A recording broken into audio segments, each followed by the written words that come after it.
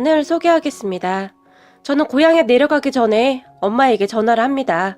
엄마, 나 지금 출발해. 그런 제 말에 엄마는 지금? 알았다, 알았어. 급하게 오지 말고 차 조심하고 천천히 와야 한다. 라고 말을 하는 엄마의 목소리는 아주 많이 상기되어 있습니다. 그렇게 내려간 고향 앞마당 돌덩이 위에 쪼그려 앉아있는 엄마가 저 멀리 보입니다. 오지 않는 막내를 하염없이 기다리고 있습니다. 차 안에서 그 모습을 지켜보는데 저도 모르게 눈시울이 붉어집니다. 그리고 곧 엄마가 급하게 일어납니다. 아마도 제 차가 들어오는 것을 본 모양이네요. 그렇게 차의 시동이 꺼지자마자 우리 막내 왔냐? 피곤하지? 피곤한데 집에서 쉬지 뭐 하려고 내려오고 그러냐? 라고 말을 했지만 엄마의 얼굴에는 미소가 한가득입니다. 그런 엄마를 보며 제가 나와 있지 말라니까 또 나와 있었어? 이러니까 내가 전화 안 하고 그냥 오려고 했는데 이러다 감기 걸리면 어쩌려고 그래? 라고 말을 하며 제가 엄마의 손을 꼭 잡았는데 밤이 되면 날씨가 아직은 쌀쌀해져서 엄마의 손이 얼음장 같습니다. 그 얼음장 같은 손을 잡고 있으니 그저 속상하기만 합니다. 아니다, 아니야. 옷을 따뜻하게 입어서 괜찮구만. 내가 걱정이 돼서 방에 앉아있지를 못하겠는 걸 어떡하냐? 라고 말을 하는데 엄마의 얼굴은 아이처럼 그냥 신나 보입니다. 그리고 곧 찻소리를 듣고 집안에 있던 아버지가 뛰어나왔는데 아이고 우리 막내 왔구나 라며 저를 덥석 안아줍니다. 아, 제가 이 맛에 고향에 내려온답니다. 그런 엄마와 아빠를 보면서 문득 제가 이곳으로 처음 왔던 때가 생각이 나네요. 지금의 엄마 아빠는 저의 큰엄마 큰아빠입니다. 제 이야기는 이렇습니다. 저는 서울에서 나고 자랐습니다. 초등학교 3학년 때까지는 말이죠. 하지만 친아빠가 회사에서 일을 하다가 사고로 돌아가셨고 그때부터 제 인생이 완전히 변해버렸는데요. 친아빠는 건설회사에 다녔고 그곳에서 관리자로 일을 했다고 해요. 제가 어렸을 때 얘기라 그냥 그렇게만 들었어요. 그래서 월급도 꽤 받았다고 하는데 덕분에 생모는 편하게 잘 먹고 잘 살았다고 합니다. 그런 생모는 친아빠가 아이를 더 낳자고 해도 하나 키우는 것도 버겁다며 절대 낳질 않았다고 하는데 생모의 성격은 귀찮은 일은 아주 질색팔색하는 그런 성격이었다고 하네요. 그에 비해 친아빠는 성실한 사람이었고 그런 친아빠와는 다르게 생모는 사치가 심했고 항상 불만이 많았다고 하는데요. 오죽했으면 할머니가 계신 친아빠 고향에 몇 번 내려와 보지도 않았다고 하니까요. 시골 마을이라 벌레도 많고 불편하다고 말이죠. 할머니와 큰집 가족들은 제 생모 얼굴이 잘 기억나지 않는다는 말을 종종 하기도 했으니까요. 그리고 그런 생모였으니 친아빠가 돌아가신 뒤 1년도 안 되어서 저를 두고 재혼을 했겠지요. 생모는 참 독하디 독한 사람이었어요. 친아빠가 돌아가신 뒤 친아빠 앞으로 되어있던 재산과 보험료 등을 다 가지고 도망치듯이 가버렸어요. 할머니에게 저를 맡기면서 급하게 처리할 일이 있어서 며칠만 데리고 있으면 금방 데리러 온다고 하고 가버렸다는데 생모는 그 이후로 단 한 번도 찾아오지 않았어요. 그런 저를 보는 우리 할머니의 눈에는 눈물이 마를 날이 없었어요. 어느 날 밥도 못 드시고 눈물만 흘리고 있던 할머니에게 큰엄마가 엄니, 걱정하지 마셔요. 상혁이는 제가 어떻게든 거둘 테니까요. 애 하나 더 키운다고 크게 힘들 것도 없고 엄니가 도와줄 거잖아요. 라고 말을 했다고 하는데 할머니는 그런 큰엄마가 너무 고마워서 큰엄마의 손을 꼭 붙들고는 하염없이 눈물만 흘렸다고 하네요. 생태 같은 아들은 그렇게 됐지 며느리는 집을 나가버렸지 할머니도 얼마나 힘이 드셨겠어요. 그리고 그렇게 이곳은 제 고향이 되었습니다. 물론 처음에는 적응하기가 많이 어려웠어요. 도시에서 나고 자랐기에 모든 것이 낯설었고 서툴 수밖에 없었어요. 침대 생활을 하던 제가 방바닥에서 형들과 같이 누워 자야 했는데 외동이었기에 같이 방을 쓴다는 것은 생각조차도 못 해봤었는데요. 이곳에서는 그것이 그저 당연한 것이었어요. 하지만 저는 어떠한 불평을 할 수도 없었어요. 제가 그럴 형편이 아니었던 것은 아무리 어렸던 저도 알고 있었으니까요. 그리고 항상 걱정이 가득했던 우리 할머니는 상혁아, 큰엄마한테 미움받으면 안 되니까 항상 큰엄마 말 잘 들어야 해. 큰엄마 심부름도 잘해야 하고 네가 알아서 잘해야 해. 알겠지? 라고 신신당부를 했으니까요. 할머니는 그렇게 말을 하고는 항상 눈물을 훔치곤 했는데 아이고, 내 강아지. 불쌍한 내 강아지. 하루아침에 이게 무슨 일이냐. 불쌍해서 어쩌구나. 애미라는 것이 애를 이렇게 두고 아주 천벌을 받을 인간 같으니라고. 라는 말도 잊지 않았어요. 할머니에게 저는 항상 그런 존재였어요. 그리고 저는 그런 할머니의 말을 항상 듣고 있었기에 비록 어린 나이였지만 큰엄마에게 미움을 받지 않으려고 나름 애를 썼던 것 같아요. 하지만 그런 제 모습이 큰엄마에게 보여졌던 모양인데 어느 더운 여름날 큰엄마가 저를 이끌고 동네 슈퍼마켓으로 갔는데요. 우리 상혁이는 어떤 아이스크림을 제일로 좋아하냐? 라고 묻더니 저에게 아이스크림을 고르라고 했어요. 그리고 제 기억에는 콘 종류를 하나 집어들었던 것 같은데요. 큰엄마는 제가 집어든 콘의 껍질을 벗기더니 저에게 주면서 슈퍼마켓 앞에 있던 조그만 나무 의자에 앉으라고 했어요. 상혁아, 네가 어리다고 해도 다 알아들을 나이니까 큰엄마 말 잘 들어 라고 말을 시작했어요. 그리고 저는 들고 있던 콘을 먹으면서 고개를 끄덕였는데요. 큰엄마 눈치 안 봐도 된다. 너 보면 눈치를 너무 보는 것 같아 라고 말을 했어요. 그런 큰엄마를 보며 제가 그런데 할머니가 큰엄마 말 잘 들으라고 했는데? 라고 말을 했고 제 말을 듣던 큰엄마는 할머니가 큰엄마 말 잘 안 들으면 큰엄마가 상혁이 때문에 힘들어진다고 했어? 라고 물었어요. 큰엄마의 말에 제가 고개를 끄덕끄덕였어요. 그런 저를 보며 큰엄마는 괜찮어. 애들은 원래 부모를 힘들게도 하는 거고 웃게도 하는 거야. 그러니까 너무 그렇게 하면 안 되는 거야. 알겠어? 라고 말을 했어요. 그리고 한마디를 더 했는데요. 상혁아, 형들 큰엄마한테 가끔 크게 야단맞는 거 봤지? 자식들은 부모한테 다 그런 거야. 알겠어? 라고 말을 하며 큰엄마가 활짝 웃었어요. 그때 저는 아직 어린 나이였지만 제 기억에는 그런 말이었던 것으로 기억이 나네요. 왜냐하면 그때까지 항상 눈치만 보고 있었는데 그런 큰엄마 말 덕분에 제 마음이 조금씩 편해졌던 것 같아요. 그리고 큰엄마는 그리고 우리 둘이서 몰래 아이스크림 먹은 것은 비밀이야? 알았지? 라며 새끼손가락까지 걸면서 말을 했어요. 그렇게 큰엄마와 비밀 밀담을 나눈 뒤 큰엄마와 저는 더욱 친해질 수가 있었는데요.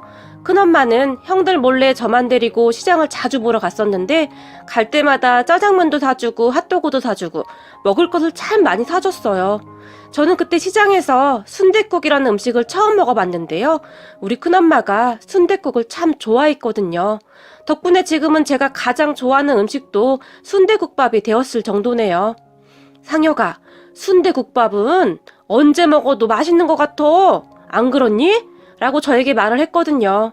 큰엄마의 말에 저는 고개를 끄덕끄덕이며 상혁이도 순댓국이 제일로 맛있어. 그리고 상혁이는 큰엄마가 제일로 좋아. 라고 말을 했어요. 그러면 큰엄마가 한박 웃음을 지으며 제 머리를 끌어안고는 큰엄마도 우리 상혁이가 제일 좋아. 라고 말을 하며 그렇게 좋아할 수가 없었어요. 지금 생각해보면 큰엄마는 저를 그냥 막내 아들로 생각했던 것 같아요. 큰엄마는 엄청 괄괄하기도 했는데요. 형들이 말을 안 들으면 집이 떠내려가라 소리를 지르기도 했어요. 하지만 형들은 눈 하나 깜빡하지 않았고 늘 큰엄마를 놀려대기 바빴어요. 특히 큰형은 엄마 집 떠내려가. 소리 좀 그만 질러. 동네에 엄마 목소리 크다고 이미 소문 다 났어. 라고 놀리기도 했어요. 저는 그런 모습을 보며 크크거리며 웃고 있었고요.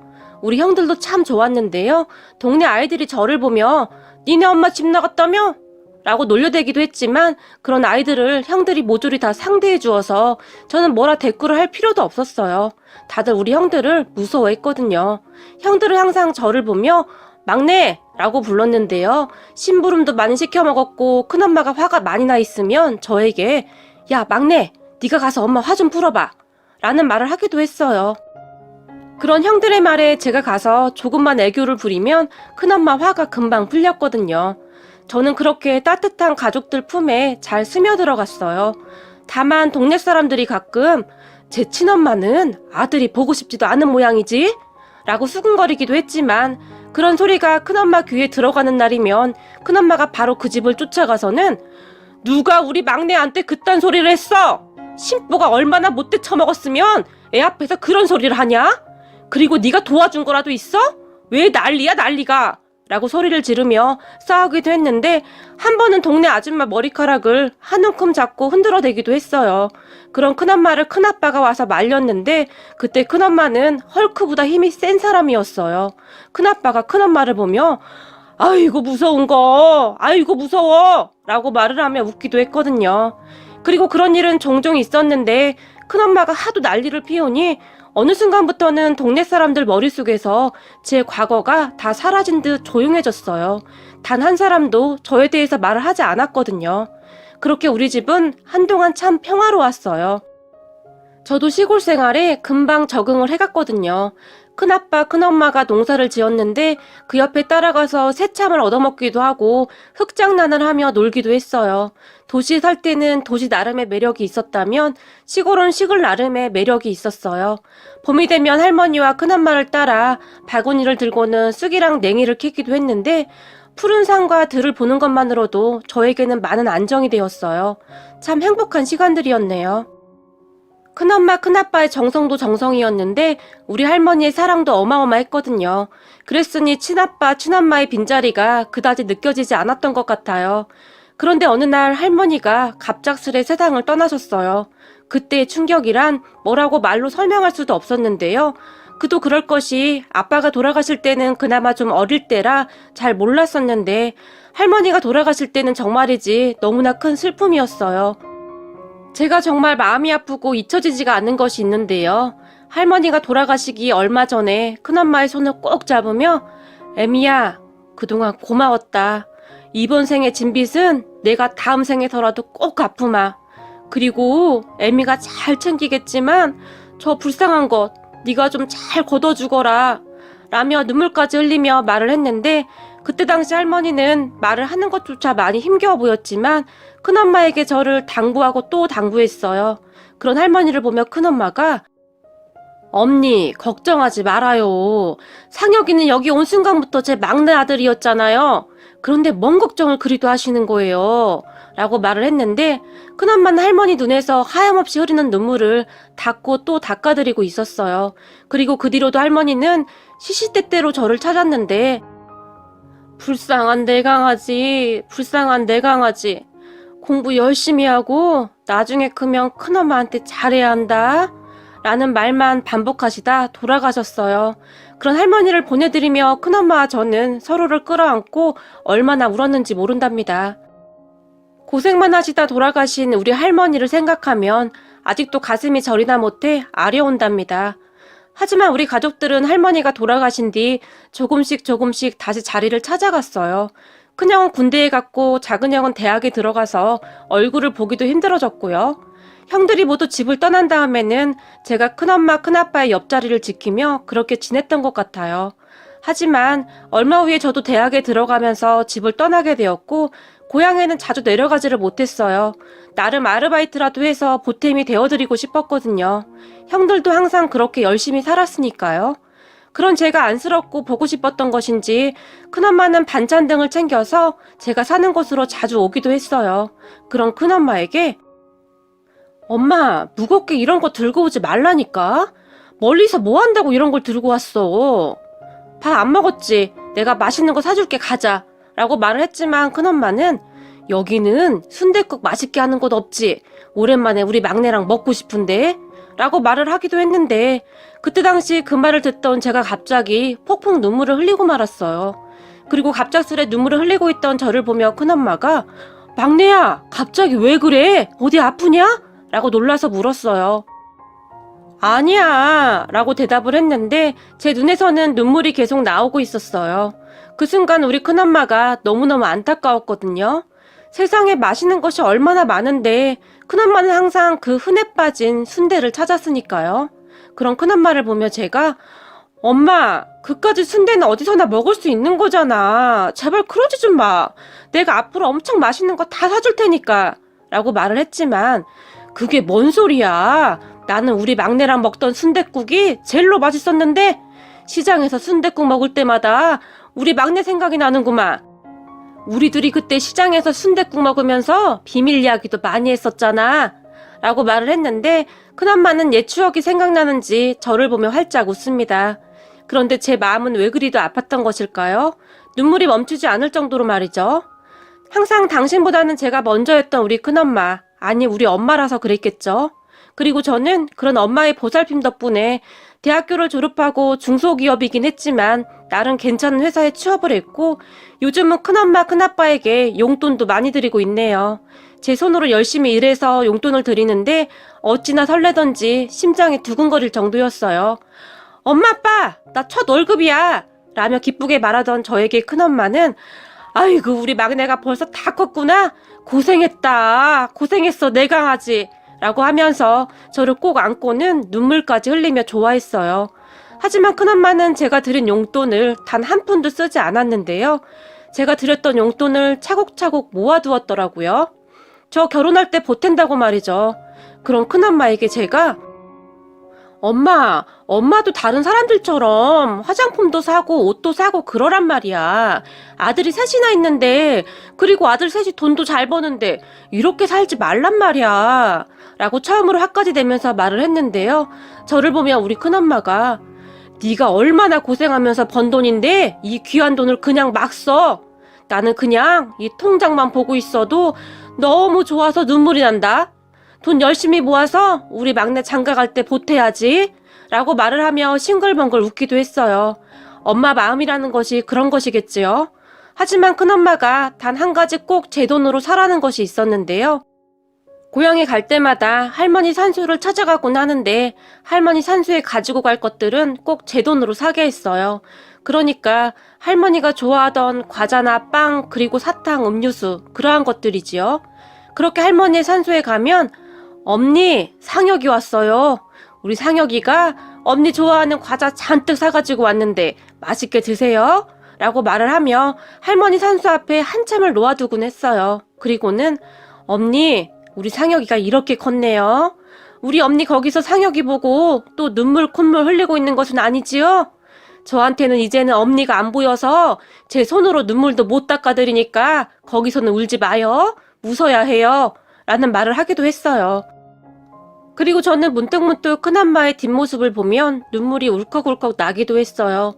가만히 생각을 해보면 우리 가족 모두 큰엄마에게 기대어서 한평생을 그리 살아왔던 것은 아니었나 싶네요. 무슨 일이 있을 때마다 우리 모두는 큰엄마를 찾아댔으니까요. 그리고 그럴 때마다 큰엄마는 당연하다는 듯이 모든 것을 척척 해결해 나갔으니까요. 그러던 어느 날 회사에서 일을 하고 있는데 큰엄마에게서 전화가 걸려왔어요. 막내야, 엄마다 라고 운을 떼던 큰엄마는 지금 많이 바쁘냐? 라고 다시 물었고 오늘은 우리 엄마가 왜 이렇게 뜸을 들일까? 라고 제가 말을 했어요. 저기 그게 말이다. 우리 막내 안 바쁜 거지? 라고 큰엄마가 다시 물었고 무엇인가 말을 할 듯 말 듯 그러고 있었어요. 엄마, 무슨 일 있어? 아빠가 어디라도 아픈 거야? 라고 제가 놀라서 물었는데요. 아니야. 그런 거 아니야. 그러니까 놀라지 마라. 라고 말을 하며 제 눈치를 심하게 보는 듯 했는데 제가 그런 큰엄마에게 엄마, 무슨 일이야? 라고 다시 물었고 큰엄마의 입에서는 믿을 수 없는 말들이 새어나왔는데요. 저기 말이다. 그 엄마 말이야. 네 엄마가 돌아왔어.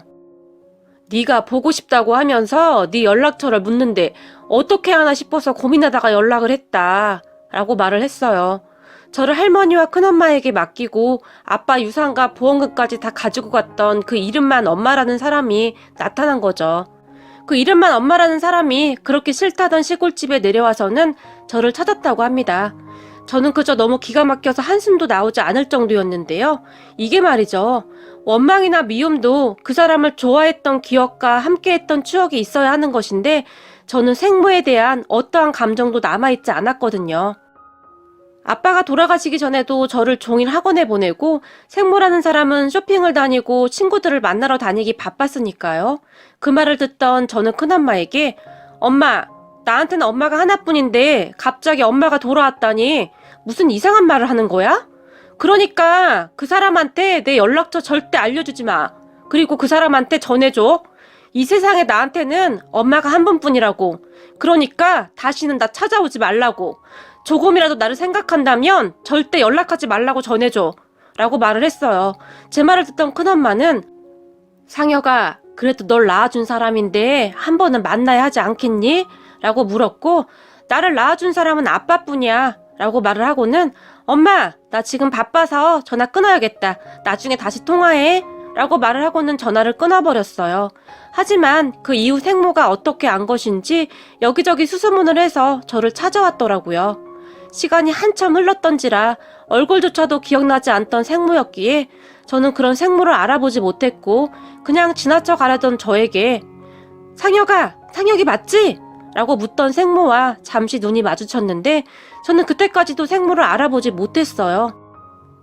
우리 상혁이 많이 변했네? 라고 묻던 생모는 제가 못 알아볼 정도로 얼굴이 정말 많이 변해 있었는데요. 예전에 아빠랑 살 때는 정말 편하게 살아서 맨날 피부 관리에 나름 좋은 옷만 입고 다녔었는데 그때 제 앞에 서 있던 생모는 관리를 못한 것인지 정말 초라한 아줌마가 되어 있었어요. 그런 생모를 보니 문득 큰 집에 맡겨지던 때가 생각이 나네요.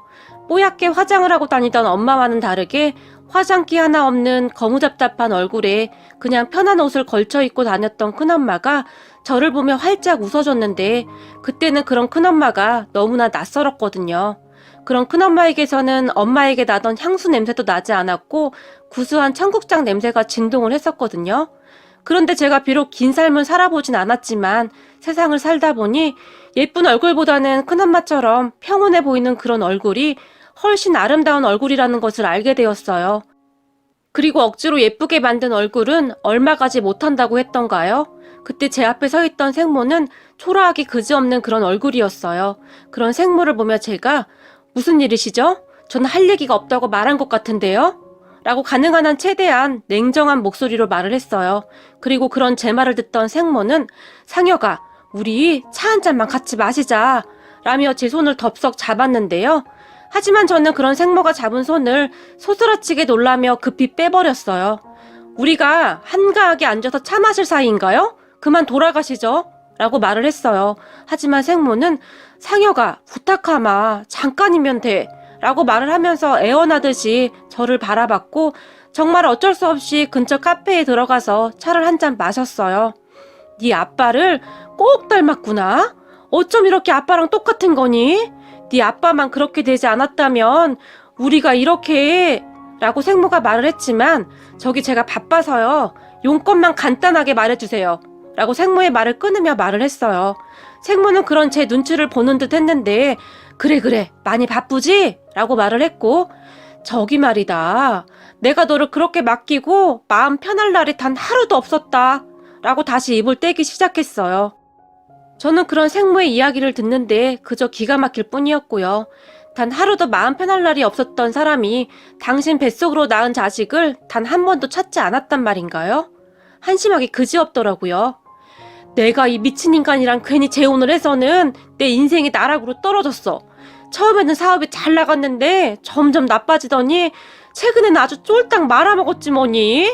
네 아빠처럼 튼튼한 직장을 다니는 사람을 만났어야 했는데 라고 생모가 말을 했는데 말을 하면서 입이 바짝바짝 마르는지 물을 한 컵 들이켰어요. 그런 생모를 보며 제가 저기 제가 지금 그쪽한테 왜 이런 이야기를 들어야 하는 거죠? 라고 물었어요. 상혁아, 아무리 그래도 내가 네 엄마인데 그쪽이라고 하는 것은 좀 그렇지 않니? 라고 기분이 나쁘다는 표정으로 말을 했어요. 엄마, 당신 아빠 재산이랑 보험금 다 가지고 가서는 재혼하고 나서 하루아침에 나를 큰 집에 맡겼어. 그런데 엄마, 당신이 왜 우리 엄마야? 라고 저도 약간 격앙된 목소리로 말을 했고 제 말을 듣던 생모는 그래 물론 그랬지. 그런데 내가 지금 재혼한 남편을 설득한 다음에 널 꼭 데리고 오려고 했어. 그런데 사업이 자꾸 안 됐고 먹고 살기 힘들어서 라고 말을 했어요. 아빠 재산이랑 보험금이 적었던 것도 아니었을 텐데 그 돈을 다 말아먹었다는 얘기네요? 라고 말을 했지만 생모는 오해야. 그거 얼마 되지도 않았어. 라고 급히 두 손을 흔들어대며 말을 합니다. 순간 저는 이런 생각 없는 생모와 왜 이런 대화를 해야 하지? 그런 생각이 들었고 저는 바빠서 이만 일어나겠습니다. 라고 말을 하며 옆 의자에 있던 가방을 들고 일어났어요. 그런데 생모가 그런 제 팔을 급히 잡았어요. 상혁아, 나 있잖아. 갈 데가 없어. 그 인간은 지금 사업 부도 나서 감옥에 들어가게 생겼고 집까지 다 날아가서 어디 갈 데가 없어. 지금도 찜질방에서 생활하고 있어. 라고 말을 했는데 눈에 눈물이 그렁그렁했어요.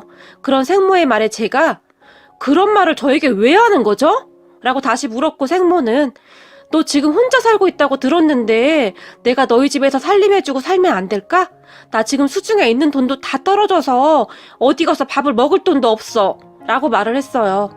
그때의 제 심정은 정말이지 이루 말할 수가 없을 정도로 화가 치밀어 올랐지만 나는 이미 오래전에 당신이랑 인연이 끊어진 사람이니까 앞으로 내 앞에 나타나지 마. 그리고 당신 참 나쁜 사람이네. 지금 남편도 엄청 힘들 텐데 그동안 살아온 정이 있지. 그 힘든 사람을 어떻게 그렇게 아무렇지도 않게 버릴 수가 있어? 정말이지 당신이란 사람은 당신 생각밖에 안 하는 정말 쓰레기 같은 사람이네. 앞으로 한 번만 더 나 찾아오면 당신 가만 안 둘 거야. 그러니까 나 찾아오지 마. 라고 말을 하고는 그곳을 나와버렸네요. 생모가 그런 저의 팔을 잡고 놓질 않았지만 저는 냉정하게 나와버렸어요. 정말이지 끈질긴 악연이란 생각밖에는 들지 않았어요. 그렇게 저는 생모와의 모든 연을 완전히 끊어버렸어요. 이런 저를 보며 냉정하다고 할 수도 있겠지만 이렇게 끝내버리지 않으면 앞으로 정말 안 될 것 같다는 생각이 들었거든요. 가만히 생각해보니 제 인생도 참 파란만장했네요. 그리고 제가 잠시 깊은 생각에 잠겨 있으니까 우리 엄마가 저를 부릅니다. 막내야, 무슨 생각을 그렇게 해? 배고프지? 밥 먹자. 라고 말을 하며 제 손에 숟가락을 들려줍니다. 그런 엄마의 손을 보는데 평생 농사일을 하느라 지칠 대로 지친 손이 어느 한 군데가 성한 곳이 없네요. 그런 엄마의 손을 잡으며 엄마, 손이 이게 뭐야? 내가 그때 손에 바르는 로션도 사줬잖아. 라며 억지로 눈물을 삼키며 말을 했어요. 그런데 제 말을 옆에서 듣고 있던 아빠가 아이고 말도 마라. 우리 막내가 사준 귀하디 귀한 거라고 아까워서 쓰지도 못한다. 라고 말을 거들었는데 순간 제 눈에서는 다시 눈물이 비오듯이 쏟아져 버립니다. 얘가 왜 이래? 라고 말을 하던 엄마가 갑자기 아빠를 보며 당신은 왜 쓸데없는 말을 해서 애를 울려요? 라고 아빠에게 핀잔을 줍니다. 그리고는 엄마가 저를 보며 막내야, 우리 내일 순댓국밥 먹으러 가자. 같이 가줄 거지? 순댓국밥은 우리 막내랑 먹어야 제맛이지. 라고 말을 하면서 활짝 웃습니다. 아, 제가 평생을 살아도 우리 엄마에게 이 모든 사랑을 되돌려드릴 수 있을까요? 돌아가신 할머니와 약속했던 것처럼 우리 엄마 아빠에게 효도하며 부끄럽지 않은 아들이 되겠습니다. 오늘의 사연은 여기까지였습니다. 즐겁게 보셨다면 구독, 좋아요 부탁드립니다. 고맙습니다.